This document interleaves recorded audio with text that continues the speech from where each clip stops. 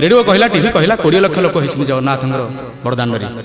हाँ हाँ अपूर्व भक्त कहते ये किए से आसुंदी कहा एते लोक मुझे बुझेली रे मन टिके ध्यान दे।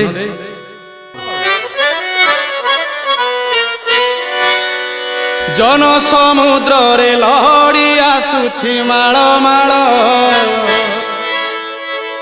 जन समुद्र आहा सोरिष बुणिले तले पड़ू नाही एते लोक। जन समुद्र रे लहड़ी आसुछि माळ माळ बरुण रजार जोई पुओ जाए गुंडीचा घर